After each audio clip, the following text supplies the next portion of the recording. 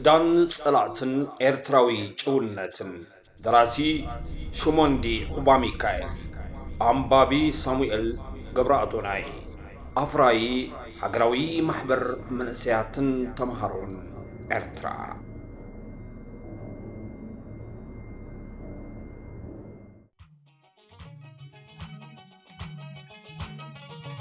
ቀዳማይ ክፋል ኩናት ኦሜጋ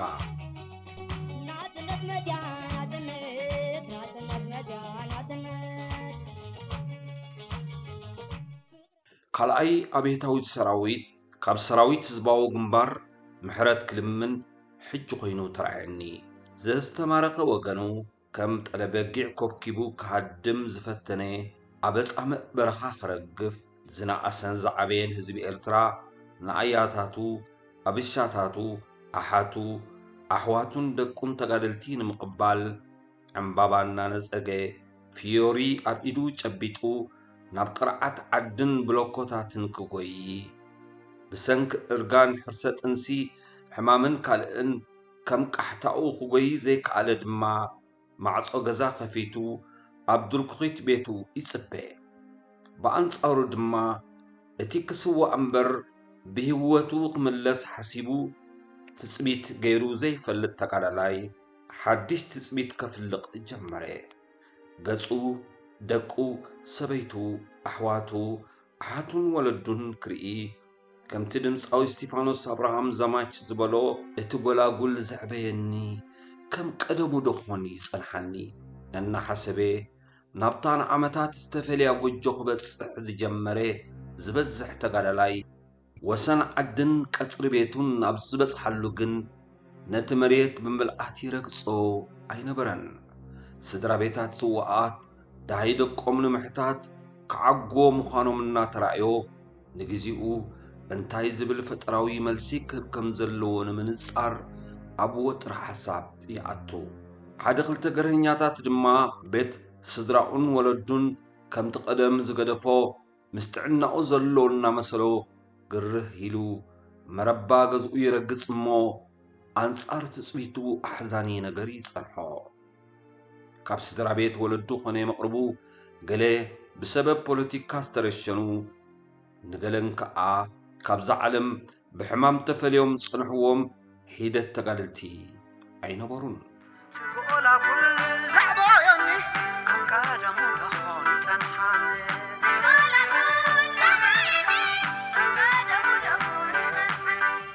ኣብቲ ሃዋህውቲ ፍሉይን ተንካፍን ብምንባሩ ኣብ ዝተወሰኑ ሰባት ጥራይ ተሓፂሩ ዝተረፈ ዝኽሪ ኣይኮነን ኣብ ልቢ ነፍሱ ወከፍ ነቲ ፍጻሜታት እቲ ክርኢ ዝበቕዐ ኤርትራዊ ኣሎ ንኣብነት እኳ እታ ብስነ ጥበባዊ መስፍን ተስፋ ገርጊሽ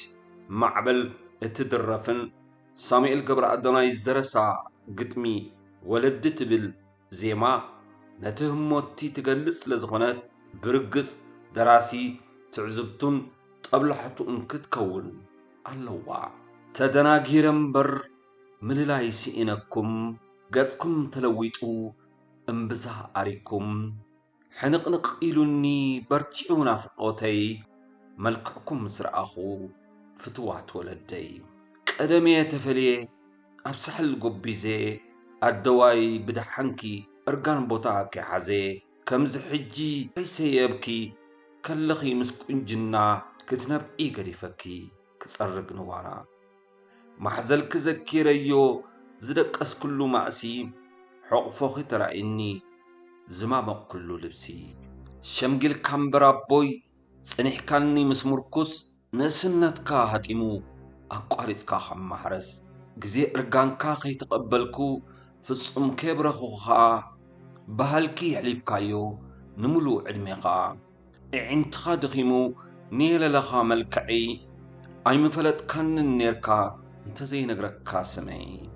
ዝሓንገረኒ እንግድዓኻ ሎሚ ተዘኪሩኒ ብፍቕሪ ወለደይ ንብዓት ስዒሩኒ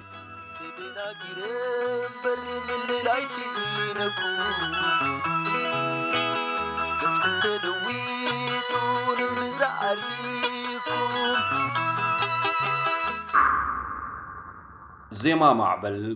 ውዕዞ ገደልን ድሕሪ ምዝዛሙ እንግዳዓ ተጋዳላይ ንጽበ ዝነበረ ገዚፍ ሃጓፍ ዕዮ ገዛ እያ ትገልጽ። ግን ከዓ እቲ ብጾቱ ቀቢሉ ዝመጽእ ተጋዳላይ ንዝሓልፎ ጉዕዞ ብምዝካር ነታ ብድኽነት ዕርጋንን ሞትን ተደኺማ ጸንሐት ገዛ ህይወት ይዘርአ ኣላ። ካብ ዕድሎት ስድራ ቤታት ስዋኣት ተጋደልቲ እዛ ገዛና ተሓይሽ እናተባሃሉ ብበረኻ ዝመፀን ኣብ ገዛ ዝጸንሐን ኣባል ስድራ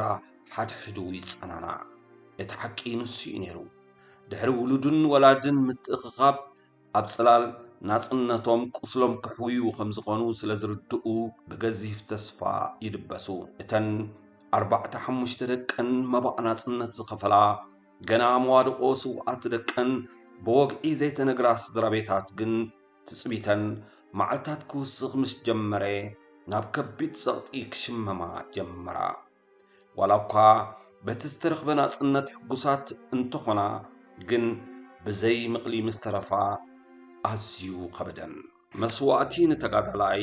ክሳብ ድርኩኺት ገዛኡ እዩ ስዒብዎ። ዝተቐብረ ፈንጂ ከውፅእ ብዝተባረቐ ጠበንጃ ወይ ቦምባ ከምኡውን ብዝተበታተኑ ወተሃደራት ሓሊፉ ኣብ ኣፍ ቤቱ ዘጋጥሞ ዝነበረ ናይ ሓደጋታት መስዋእቲ ከም ንቡር ሓዘን ክትቅበሎ ዘጸግም እዩ ነይሩ። ብወገነይ እዘን ዝተጠቕሳ ዜማታት ማዕበልን ዘማችን ክሰምዕ እንከለኹ እምበኣር ብፍላይ ነቶም ምዕጉርቲ ደቆምን ወለዶምን ክስዕሙ እናተወራወኑ እንከለዉ ኣብ ልዳት ቤቶም ምስ በጽሑ ዝተኸልፉ ተጋደልቲ ብምረት እዝክሮም። ትግኦላ ኩል ዛዕባዮኒ ኣንቃዳሙ ደኾን ጸንሓን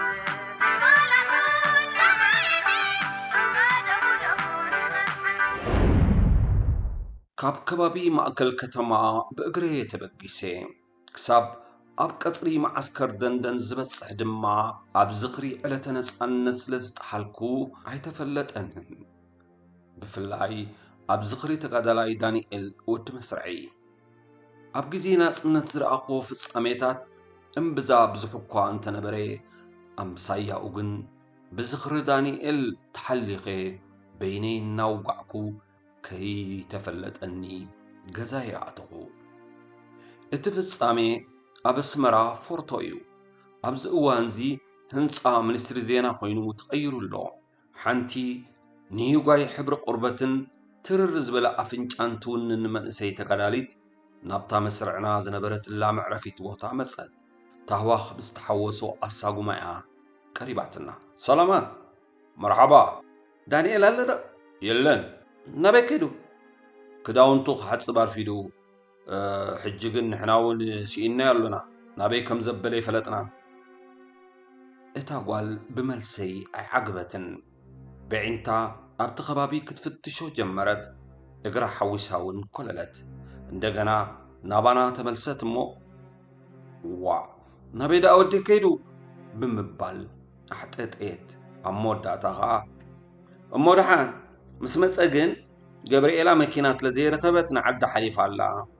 ንወለድኻ ትመጽእ ከም ዘለኻ ነጊረዮም ክጸኒሐ ኢላ ትካበሉለይ ኢላትና ዘብዘብ እናበለት ከደት። ኣብቲ ሰዓቲ ንዳንኤል ብዙሕ ሰብ ይደልዮ ነበረ። ገብርኤላ እውን ከም ሰባ ተገዲሳ ትደልዮ መንባራ ኣረጋጊጽና። ንባዕለይ ሓደ ካብቶም ዝደልይዎ ዝነበሩ ሰባት እየ። ቅድሚ 2 ቐነ ኣብ ፎቶ ኤርትራ ምስ ብጻይ በየነ ሓቢርና ዝተለዓልናዮ ስእልታት ተሓጺቡስ ኣብ ኢድና ነበረ። ነተን ስእልታት ዘዝረኣይዎን ብጾት መን ከፊሉ ኢልኩም ዳ ተሳኢልኩም ገንዘብ ዳ ኣበይ ረኺብኩም እናበሉ ጎቦ ዓይኖም እናተመልከቱ ብሕቶታት ከዋጥሩና ጀሚሮም ነበሩ። መልስታት ክልቴና ግን ሓድሕዱ ይዋቃዕ ነበረ። ነገር ጭውነት ተጋደልቲ ኮይኑና ይመስለኒ በብውሽጥና ክንስከፍ ተረዳዕና። ምናልባት ኣኼባ እንተተገይሩ ድማ ምቅላዕና ዘይተርፍ ጌርና ወሰድናዮ። ካብዚ ተበጊስና ቅድሚ ኣኼባ ምጽውዑ ብዓንተብኡ ኣብ ቅድሚ መራሒ መስርዕና ዳንኤል ክንናሳሕ ነይሩና። ብዓይኒ በየነ ግን እተን ኣብ እንዳ ስእሊ ዝሓሸሽናየን ብር ሒደትን ከዛርባ ከም ዘይክእላን ስለ ዝገመተን ኣይገደስኹም። استاف ملكت كور تقادلاي تسوى علم يماني نترون ندانيئل بعين مرفق إدليو نبري شعو قلي كابدك أهدنا ولدوم نمرأين عسرتا معالتات أب قداماي أب عرفت نمرو برقز نمامرئي عرفتي أخبيروم دارقا خلوم أب لك أجزيهم تمليسوم يوم كما تكاتوم دما كندوم نأكل جوجلي نخل أيقز عرفتي كنكل نبرنا من البعض بس أين تري كم العلوية حلافي متن ندانيئل زدليلوز نبر مخنياتون بتقود دايتي كلا زبو دليوز بالقمت نبراني يخون نمبر نترون كرخبو أي كعلن كدنا قرم بري من العيشي نكو قسكت دويتون مزعريكم ندانيئل كل سب سانو أبتهم موتيا بزح سب دانيئل يبل نبري كوتا كلا زبو زدلي حلافي نعوز فلطو أغايش ناب عرفتق نقلوز تدالو بصوتو نفس نقفيتا قبر زدلي عبال كي ترفي ندانيئل كدلي ربربي منالبات